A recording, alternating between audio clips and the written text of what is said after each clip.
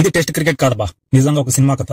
Court డ్రామాలా ఒక్కో రోజు ఒక్కో ట్విస్ట్. మీరు రెడీనా? మనం చూసేద్దాం ఇండియా వర్సెస్ ఇంగ్లాండ్ 4వ టెస్ట్ లో ఏం జరుగుతుంది.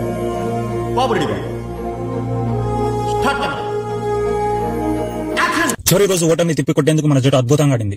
ఒక్క అడుగు సరిగ్గా వేయకపోతే 10 అడుగుల దూరం వెనక్కిపోతాం అనేలా ఒక్కో బంతికి ప్రాణం పెట్టి ఆడారు మన ఆటగాళ్లు. మొదటి ఇన్నింగ్స్ లో సాయి సుదర్శన్, కేఎల్ రాహుల్, రిషబ్ పంత్, జైస్వాల్ బాగా ఆడడంతో 358 పరుగులు సాధించింది టీమిండియా. కానీ టర్నింగ్ పాయింట్ ఏంటంటే స్కూప్ షాట్ ట్రై చేసి రిషబ్ పంత్ గాయపడ్డాడు. అక్కడే కథ మలుపు తిరిగింది. దీనితో మనం తొలి ఇన్నింగ్స్ లో చాలా తక్కువ స్కోర్ కి పరిమితమై ఇంగ్లాండ్ తొలి ఇన్నింగ్స్ లో 669 పరుగుల భారీ స్కోర్ సాధించింది. రూట్, స్టోక్ సెంచరీలు కొట్టారు. స్టోక్ సూపర్ మ్యాన్ లా ఆడాడు, సెంచరీ కొట్టి 5 వికెట్లు తీశాడు. ఇక రెండో ఇన్నింగ్స్ రాజమౌళి సినిమాలో స్టార్ట్ అయింది.